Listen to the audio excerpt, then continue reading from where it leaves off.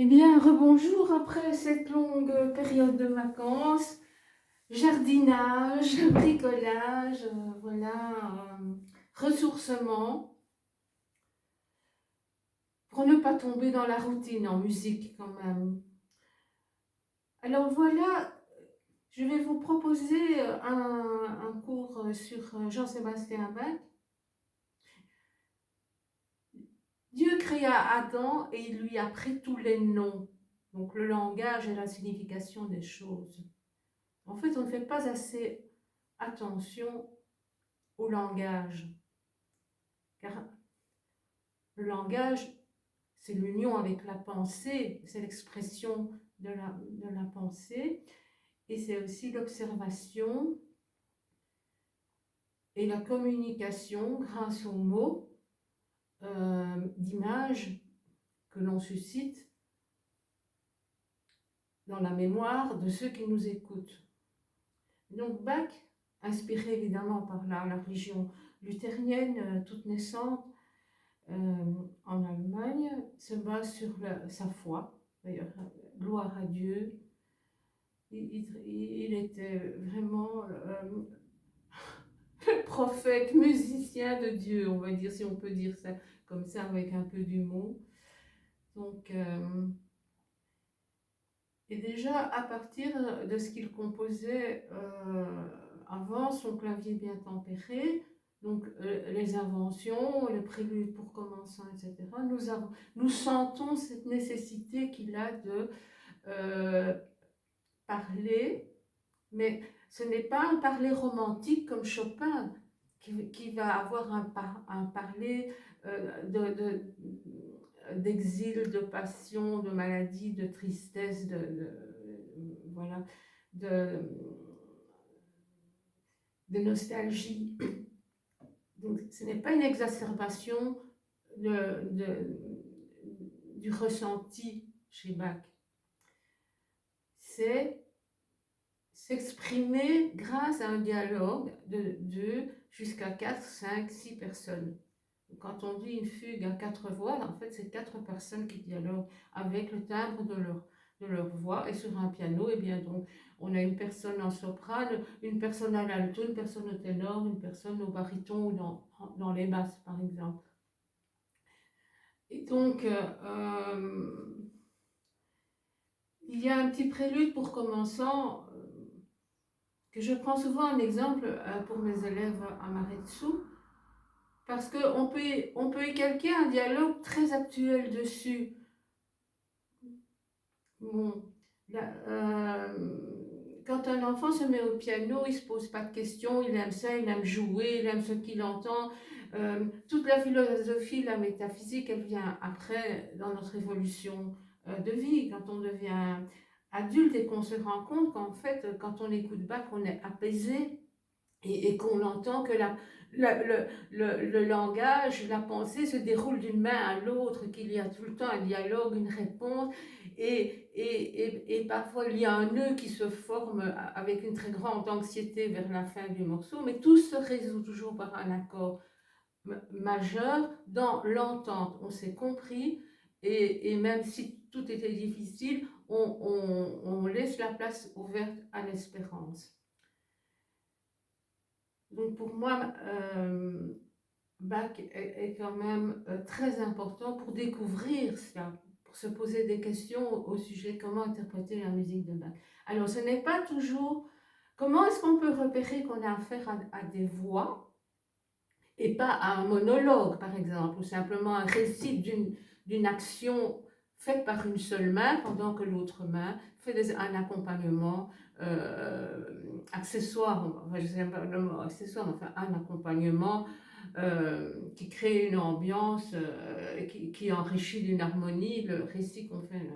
Comment est-ce qu'on peut savoir si on est dans un récit à une seule personne, comme dans Chopin, avec le langage à la main droite et un accompagnement à gauche?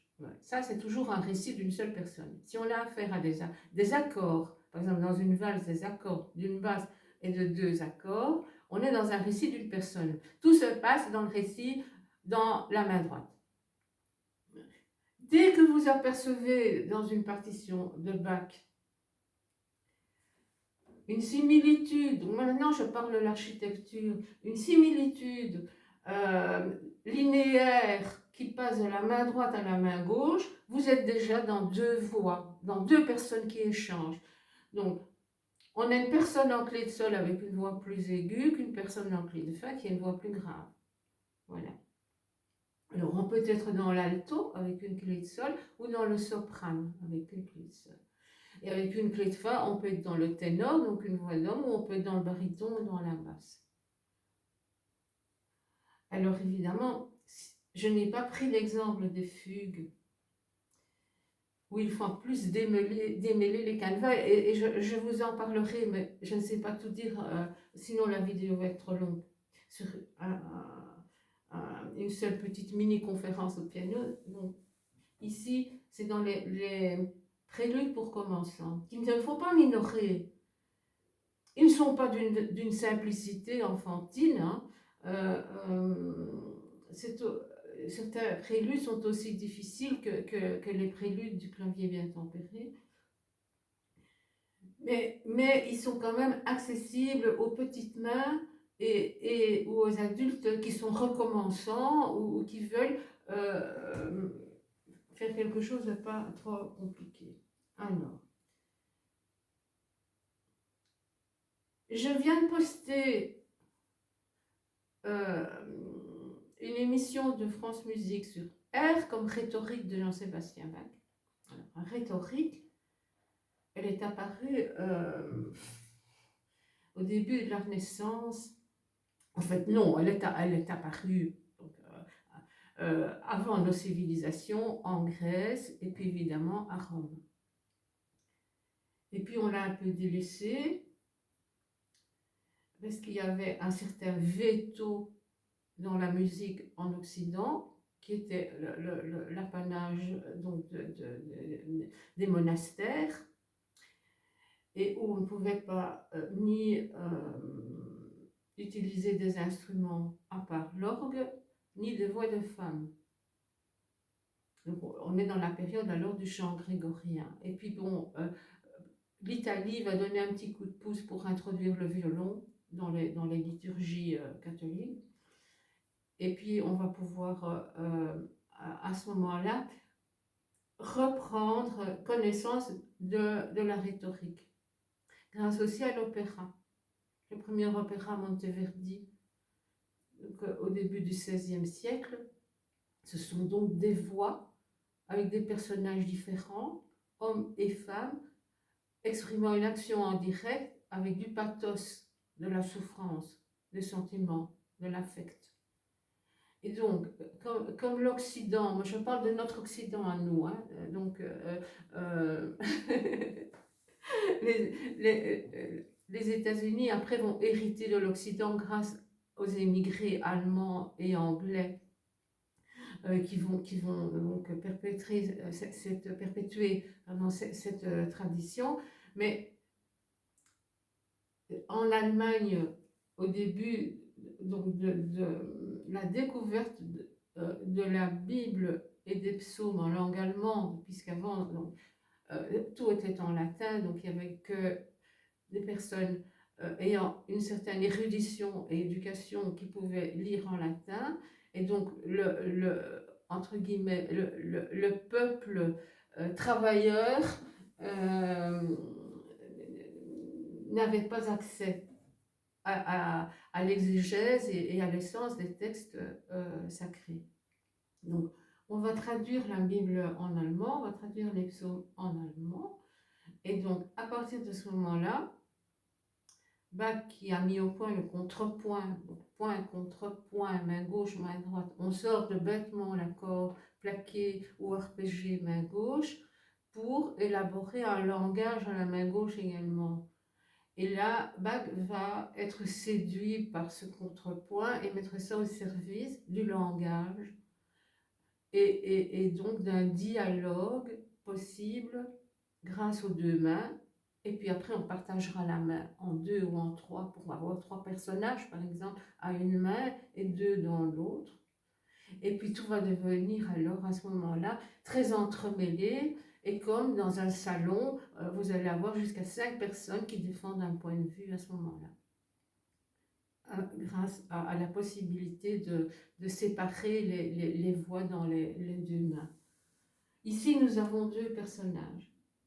Alors, pourquoi je parle de rhétorique? C'est parce que la rhétorique a une grammaire et une dialectique. Je vous encourage à aller écouter ces 5 minutes d'émission sur France Musique sur la rhétorique. Mais c'est une limpidité. Et je vais vous le prouver ici dans ce prélude-là. Donc, dans la rhétorique, c'est comme... on ne fait plus les études de rhétorique, hein.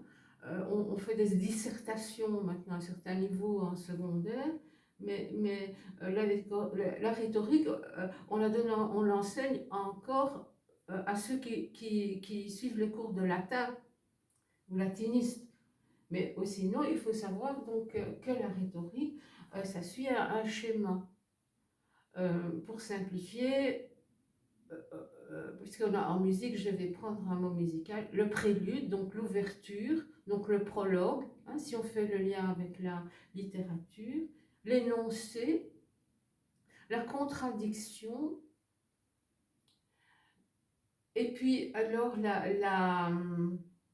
l'affrontement, la péroraison. Et ça, c'est le mot péroraison, il faut quand même bien le comprendre, il vient du verbe pérorer, c'est un peu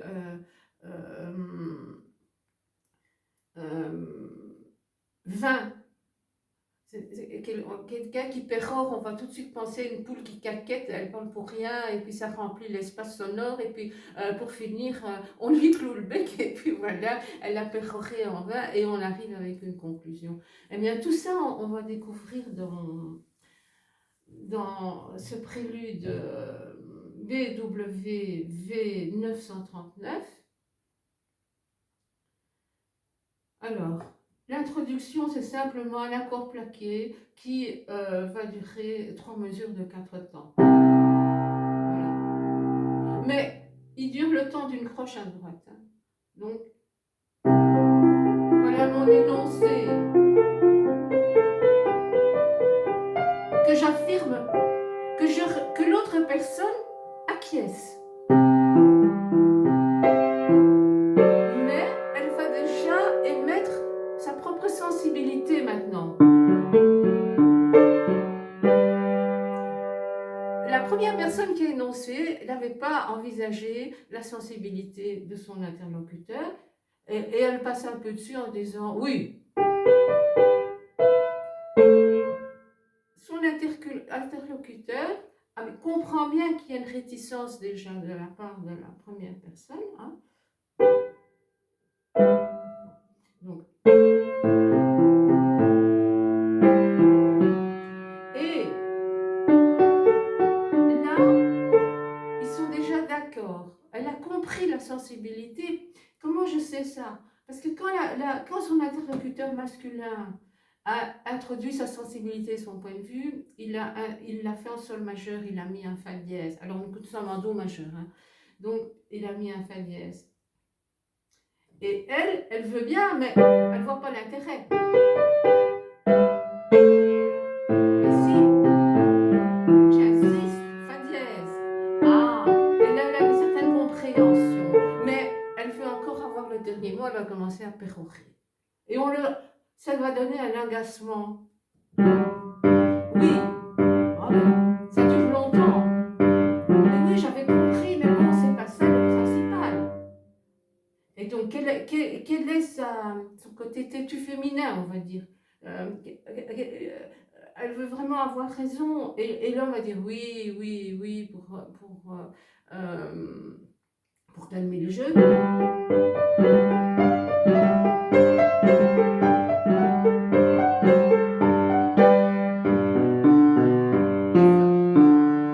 Il va être conciliant, c'est-à-dire qu'il va enlever son fa dièse, il va enlever son sol majeur. Et il dit, elle ne va pas me comprendre si je continue dans mon registre avec mon fa dièse et mon point de vue. Et donc il l'enlève. Il l'enlève pour redevenir en do majeur. À quelque chose de basique, que son interlocuteur va comprendre. Et là, ils vont parler en même temps. Ils vont dire oui, mais là, je suis tout à fait d'accord avec toi. Donc, et la femme, évidemment. Mais oui.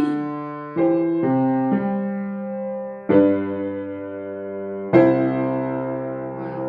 Alors, à mes élèves, tous jeunes élèves, je leur dis, imaginez votre papa et votre maman qui veulent partir en vacances, ils ne sont pas d'accord avec la destination.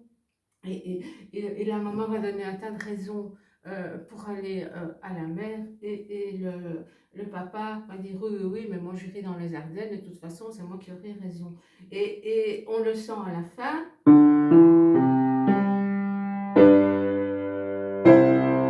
Et la paix est revenue dans la famille. Donc voilà, je suis sortie de l'époque pour un peu actualiser ça par rapport à des enfants qui ne peuvent pas, qui ont besoin de modèles simples pour comprendre un morceau. Mais qu'est-ce que ça va apporter? Ça va apporter ce qu'on appelle une practice, donc un jeu. Au moment où vous le travaillez, au lieu de mémoriser que les notes, et bien, ah tiens, là il y a un si bémol, et tiens, là il y a un fa dièse, et là il y a un accord, et d'être juste engoncé dans les problèmes techniques, vous allez directement le défendre par la rhétorique, par le langage. Vous allez voir deux personnages, une femme, un homme, qui parlent, une qui veut s'imposer, qui ne comprend pas le point de vue de l'autre, et puis l'autre qui laisse couler, et puis après qui enlève sa sensibilité pour arriver à un accord sur la base, ce qui est le plus important, et conclure. Donc ça, c'est de la rhétorique en musique. Et c'est très important. C'est très important de ne pas rester avec les yeux sur une partition uniquement par rapport aux difficultés et à l'effort qu'on fait pour la mémoriser. C'est de l'analyser et de voir ce qui vous facilitera la mémorisation, c'est de voir qu'est-ce qu'il y a derrière. Donc à partir du moment où il y a l'énoncé qui passe d'une main à l'autre, d'une clé à l'autre, on est dans la rhétorique, chez Jean-Sébastien Bach. Mais ailleurs aussi. Voilà. Voilà, on va déjà terminer ce cours-là pour aujourd'hui, puis quand j'aurai le temps, je vous en ferai un autre. Merci beaucoup pour votre attention.